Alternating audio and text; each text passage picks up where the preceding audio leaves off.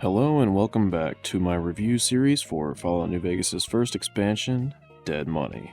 Now that we've covered everything that occurs within the walls of the Sierra Madre, I feel it's appropriate to talk about the Sierra Madre itself.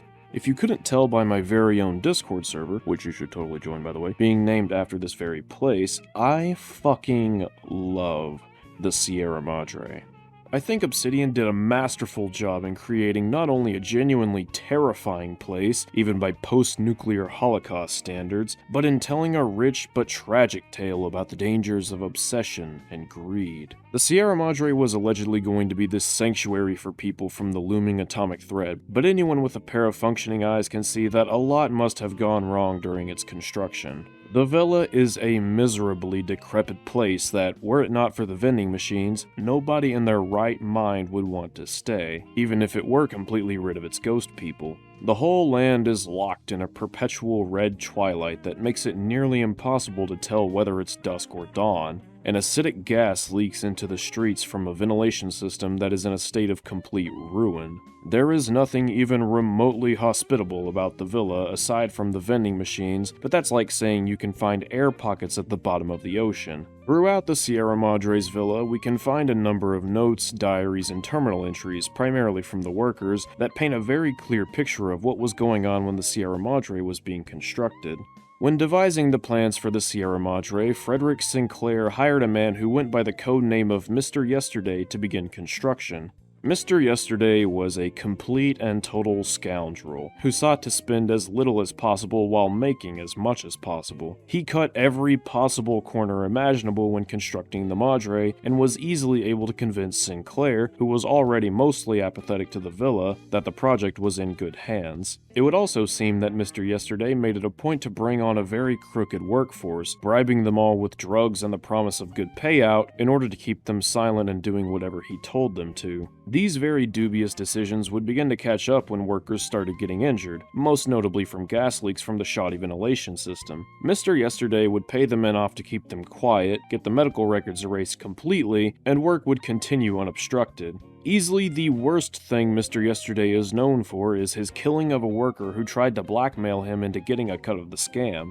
An underhanded move on the part of the blackmailer, sure, but it just goes to show that Mr. Yesterday would stop at nothing to make his money, even if it meant the killing of others. We don't know how Mr. Yesterday's story ends, but it's safe to say that he either left the Sierra Madre or ultimately became one of the ghost people. For those of you who've been wondering what the blood-red cloud of the Sierra Madre is, it is in fact a scientific experiment from the minds of the think tank at Big Mountain, a collection of dangerously intelligent scientists that were given perhaps too much in the ways of resources and funding. For the sake of brevity, I'm going to keep things strictly limited to this DLC and information relevant to the Sierra Madre. The Crimson Cloud is a toxin that was planted deep in the heart of the Sierra Madre Resort and Casino, and was intended to be a preservative of sorts, which explains why the casino, various terminals, and the vending machines are all in such pristine condition.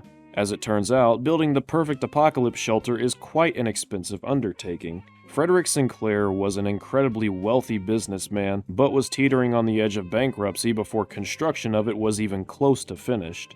It was at this point that Sinclair went to Big Mountain, a wonderland of experimentation and technology that would make even Mr. House blush with envy. Sinclair needed advanced technologies, such as the vending machines that could theoretically keep the residents of the Sierra Madre supplied until the end of time itself. But this kind of technology doesn't come cheap, even in the Fallout universe, and Sinclair was out of options. He made a Faustian bargain with the scientists of the think tank, being granted full access to whatever resources he felt he needed, but in exchange, the scientists would place their own experimental technology, including the toxic preservative that we know as the Cloud, within the Sierra Madre. As potent a preservative as the toxin is, however, even it isn't capable of repairing what was already broken or decayed. This is why the ventilation system was still falling apart despite the gas spreading through it. One worker compared the potential of the villa after just a few years to greener pastures, a massive nuclear dump in the capital wasteland, then known as Washington, D.C. Funny enough, greener pastures, which can be found in Fallout 3, is a utopian wonderland in comparison to the Sierra Madre. It's also why the buildings of the Sierra Madre, which were also quite cheaply made, are still in states of complete ruin. One note found within the villa documents an incident where a patio and balcony within the Salida del Sol collapsed, leading to an undisclosed number of injuries that were deleted from medical records. The infrastructure of the villa is described in one note as being sand held together by spit and glue. But just as Sinclair had always intended, the heart of the Sierra Madre, his very own casino, is still preserved even after 2 centuries of complete isolation. Even the gala event that would open the front gates is fully operational, with enough warm bodies to pull it off, of course. The gala event was intended to be a night of celebration for the many celebrities and rich patrons in attendance, allowing them to see the opening of the Sierra Madre Casino and Resort themselves, where they would be safe from the atomic threat, should they have opted to stay. Coincidentally, and unfortunately, the gala just so happened to be scheduled to take place the very night the bombs dropped. The gala itself was just starting when the bombs dropped, cutting it short and leading to the Sierra Madre Resort sealing itself off and leaving a number of patrons locked either inside or outside. However, this was only the beginning of their troubles. For the unlucky few that were already inside the casino, the security system would activate at night, with the security holograms killing anyone and everyone they came across. The security holograms were one of many experiments brought from the think tank into the Sierra Madre, and to call them marvels of technology would be underselling them. The holograms are emitted by devices that seem to be capable of working for an indefinite period of time, and the holograms themselves are light-based constructs, capable of processing data for trade-based interactions or killing without prejudice using their powerful laser beams. They're limited in utility, lacking the ability to hear, having a tight field of view, and only being able to operate within range of their projector devices, but when it comes down to it, these things are arguably the single most deadly thing on the planet. But they aren't the only things within the Sierra Madre that could be considered a threat. As you can imagine, the Sierra Madre Villa would begin to deteriorate quite rapidly following the night of the Great War. Even though the Sierra Madre's infrastructure remained standing, likely due to it being so out of the way of prime targets, it was ultimately unsustainable due to a lack of care put into its creation. One way or another, the ventilation system would begin to collapse, ultimately leaking the crimson cloud and spreading it all over the Sierra Madre to the point that it would eventually blanket the surrounding land, blocking it off from all but the most determined individuals or the most unfortunate victims. The cloud is described as an acidic toxin that causes deterioration of one's health upon contact. Minor exposure often leads to burning of the lungs and coughing fits, while heavy exposure causes outright necrosis and rapid organ failure. There's even a medical terminal that details the horrific state a worker wound up in after a pipe burst, spitting the toxic gas right in his face. The cloud is speculated by Father Elijah to be self-replicating, however we know how unreliable he can be. And it seems that what's really going on is it's being produced deep within the Sierra Madre at such a rate that it's capable of spreading as much as it has, although the source of its creation is ultimately unknowable. The cloud has bled out into a pocket of the Grand Canyon, but that seems to be the extent at which it's able to reach. Otherwise, literally the entire world would eventually be blanketed by the cloud. Given that the cloud would have been contained entirely within the Sierra Madre's ventilation system until release, I imagine that the cloud was also quite concentrated before it managed to spread all over the Sierra Madre and out into the Grand Canyon, meaning the fates of its residents must have been quite grim. Sleeping in the cloud is a death sentence, meaning without access to the casino, the residents may have even turned violent as they sought shelter amidst the poorly constructed villa from the cloud. Standardized hazmats, rebreathers, and gas masks are also completely ineffective against the cloud. The scientists at the think tank of Big Mountain were kind enough to provide experimental dark light hazmat suits for dealing with the cloud, however it would seem that those who attempted to use them would meet with an even more terrifying fate. It's impossible to know for sure, but it seems as though once the cloud has been ventilated through the rebreathers of these dark light suits, something in the cloud's chemical composition is altered, leading to mutations in the physiology of the person wearing the suit. The cloud also causes various parts of the suit to tighten up and corrode, making it extremely difficult to remove the suit as a result. This is even detailed in the workers' notes found in the villa that talk about having to use cosmic knives to escape the suits. And this is the origin of the ghost people. The ghost people are a curious bunch. They seem to share something of a culture, or at the very least an understanding, almost seeming to have a sort of pack mentality where they work together to dispose of any trespassers in the Sierra Madre. Apparently, Dean Domino has even tried leaving food for them and speaking to them, but they never responded in kind, meaning they either don't understand him, simply don't care, or perhaps a combination of the two. Due to the erosion of the joints in their suits, they move very awkwardly and sporadically, but they seem to have a firm understanding of what they can and can't do within their suits, as they're never seen tripping over themselves. They definitely have their wits about them, though the true extent of their intelligence is sort of unknowable. Though I suppose being unknowable is kind of what the ghost people are all about.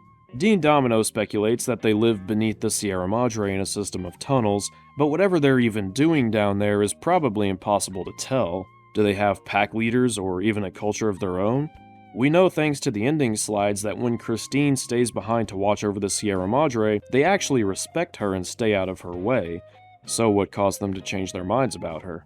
What do they do in their spare time besides aimlessly wonder? They don't sleep or eat, so I can't imagine that a trading system is necessary.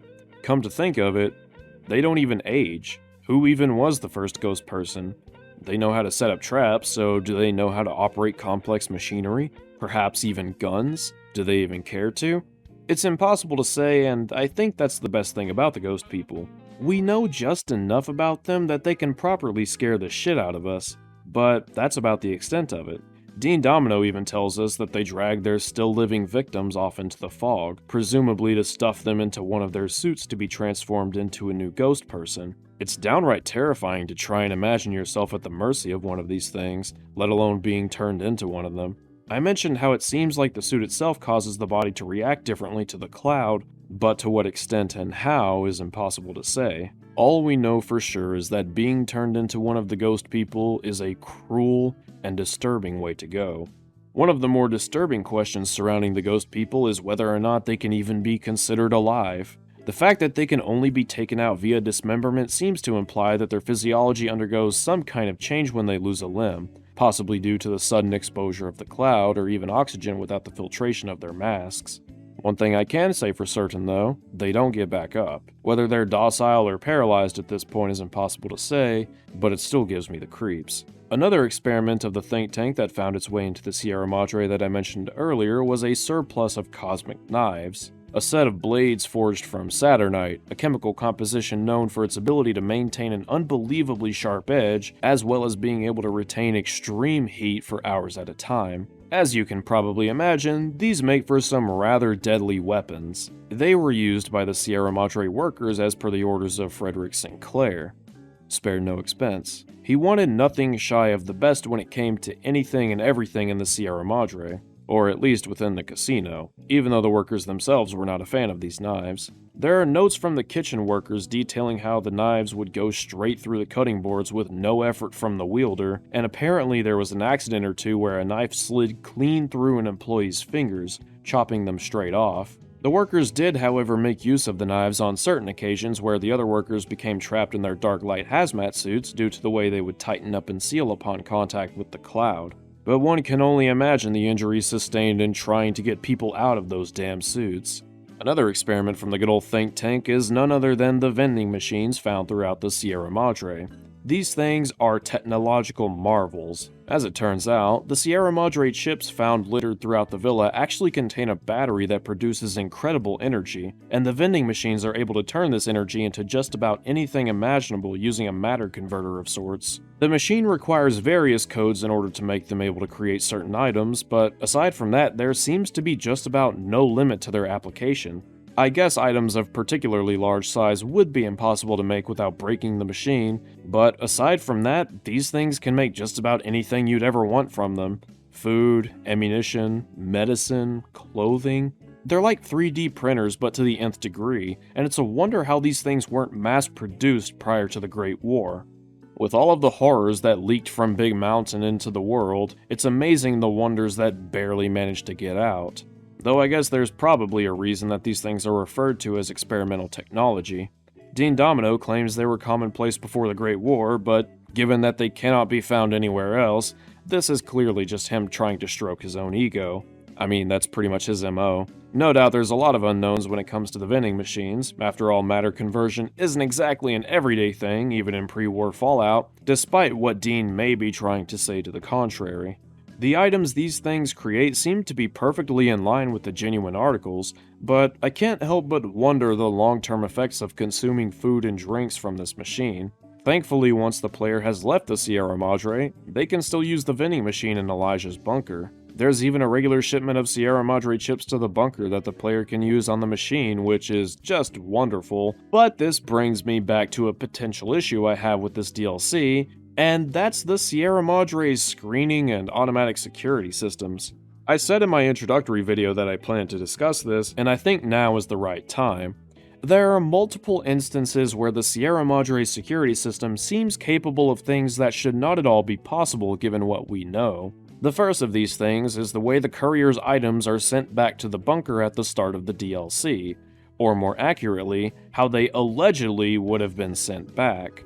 Elijah claims the Sierra Madre has automated systems that will ship contraband, including items touched by radiation, straight back to the person's address. However, there are a number of holes in this idea that lead me to believe Elijah is lying to us. I refuse to believe that Elijah managed to survive within the Sierra Madre upon first arriving with literally no weapons or even clothing to defend himself.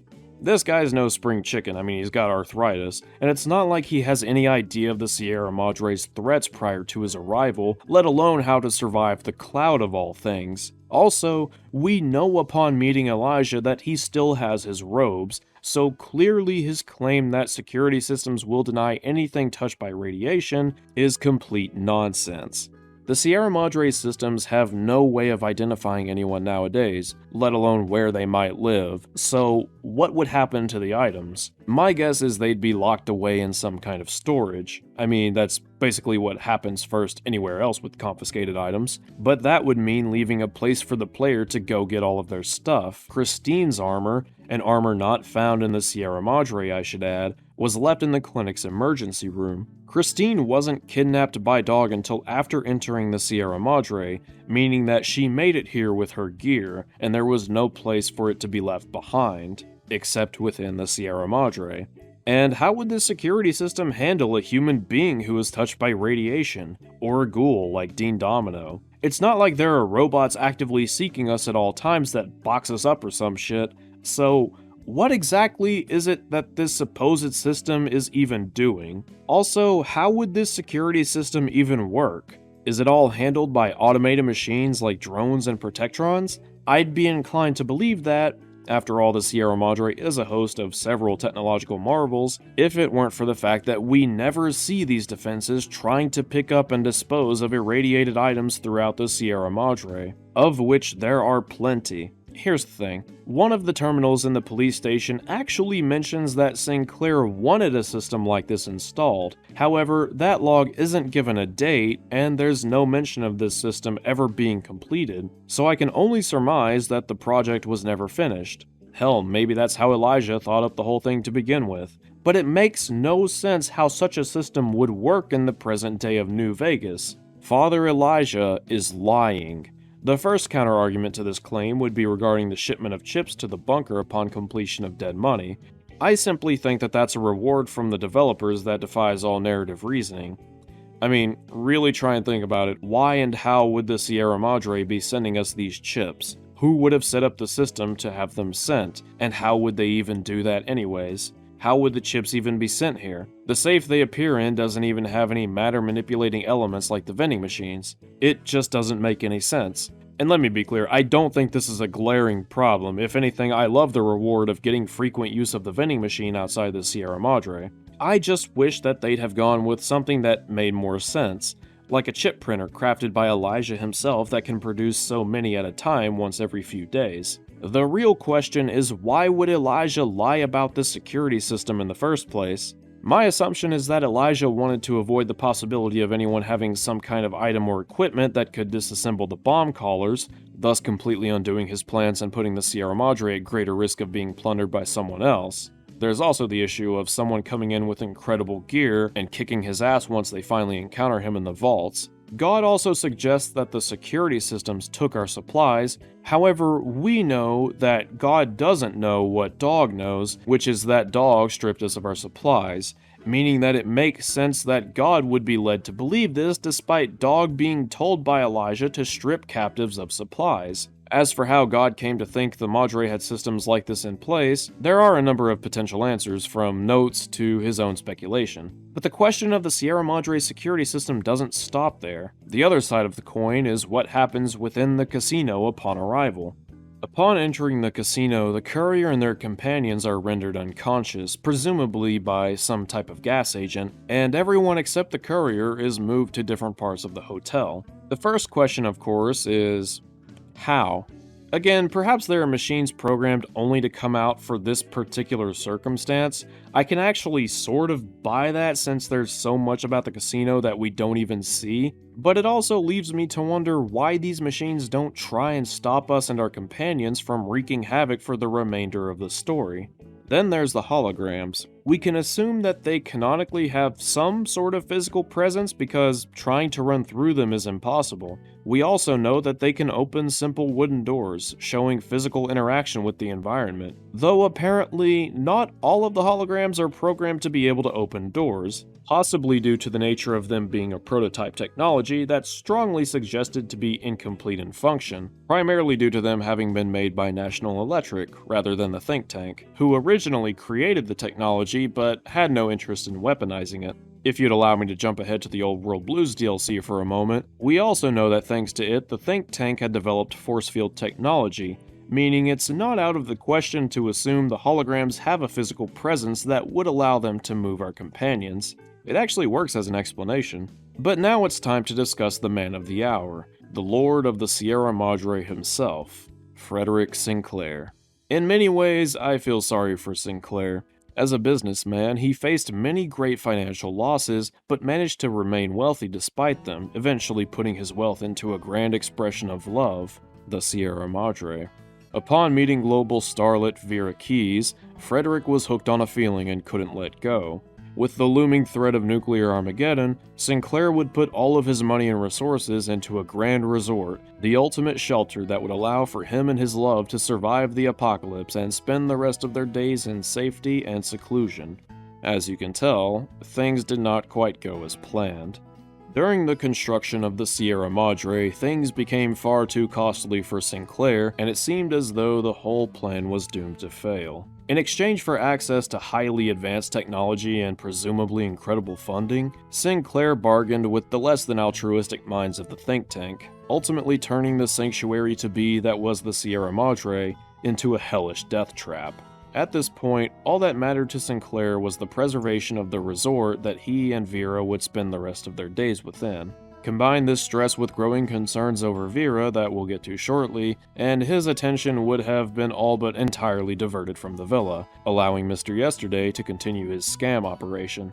It's not entirely clear how, but eventually Sinclair learned that Vera was conspiring with Dean Domino to steal the treasure of the Sierra Madre, his stockpile of gold hidden deep within the heart of the resort in a vault. This devastated Sinclair, leading him to tell the workers to construct the vault in a manner that prevents elevator access from within the vault itself, making it a one-way trip without some form of outside assistance. The vault was now a trap that would lock both Vera and Dean inside, leaving them to die. Overcome with guilt, Vera confessed the entire plot and begged for forgiveness. As it turns out, Domino was blackmailing Vera to help him using evidence of her drug addiction. This ultimately left Vera in an impossible situation. Sinclair was still devastated, but ultimately was understanding of Vera. He decided that enough was enough, and he couldn't go through with using the vault, his own heart, to kill Vera. He retreated to the vault, erasing the terminal entry he had left for her, instead replacing it with an apology on the off chance that she would ever wander down there for safety's sake. Knowing that the elevator was a one-way trip, Sinclair would attempt to jury-rig an exit, but a leak in the pipes would lead to his untimely demise. His corpse is still in plain view on one of the pipes within the vault's inner chamber. His love for Vera led him to the heart of the Sierra Madre, and once he was there, it would not let go, just as he was unable to let go of his love for Vera. It's also likely that this leak in the pipes was what ultimately led to the formation of the cloud, or at least the start of it. Vera Keyes is a tragic character that unfortunately could never escape the obsessions of others. Long before meeting Sinclair, Vera was an aspiring starlet that eventually caught the eye of one Dean Domino, a man-turned-ghoul we just so happened to meet at the Sierra Madre. We learned through dialogue with Dean that he was the one who propelled her to stardom, but it's clear that Dean had a less than flattering view of Vera, seeing her as little more than a nice pair of legs with a pretty voice. Dean claims that he and Vera had a fling at some point during their travels, though it isn't made clear whether or not there was ever any coercion on Dean's part, let alone if it actually happened at all. It's also mentioned by Domino that her birth name wasn't actually Vera Keyes, however her real name is never mentioned. As I touched before, Vera suffered from severe drug addiction, but the roots of this are perhaps the most tragic piece of this entire puzzle. Vera Keyes suffered from an undisclosed terminal illness that caused her severe physical pain to the point that she had developed insomnia. We also know, thanks to the medical terminal entries in the Villa Clinic, that Vera had developed a throat infection or some kind of recurring pain in her throat. However, the link between this and her illness is never fully explained. Although unclear what the illness even was, it's clear that she needed painkillers if she wanted to keep functioning in public, let alone scoring gigs as a starlet. In terminal entries regarding Vera's medical reports, it's revealed that Sinclair actually brought in and authorized the vending machine codes for Med-X, a known painkiller in the world of Fallout. It's also revealed through another terminal in the clinic that Dean was bribing the doctors to grant Vera access to unsafe amounts of Med-X, leading one of the doctors to recommend psychiatric evaluation on the hunch that she might attempt suicide. As it turns out, the doctor was correct in his concerns, though I doubt that he could have ever imagined the circumstances surrounding her suicide. On the night of the gala event, Vera found herself alone in her room as the Sierra Madre security systems activated. Vera was locked inside, with the security holograms massacring the unfortunate guests that were just outside. Screaming flooded the halls of the Sierra Madre as it began to set in with Vera just how grim the situation was.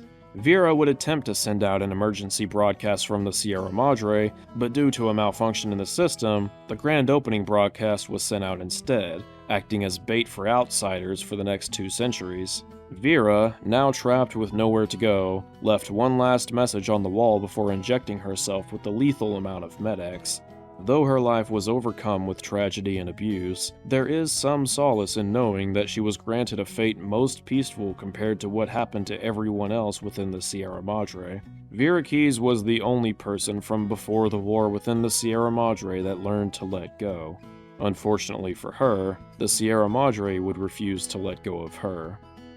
And that's the story of the Sierra Madre, or at least the lore and history. All that's left is the conclusion. Thank you all so much for watching. I know this is a pretty damn depressing tale, but I appreciate all of you who've made it this far in the series. Until next time.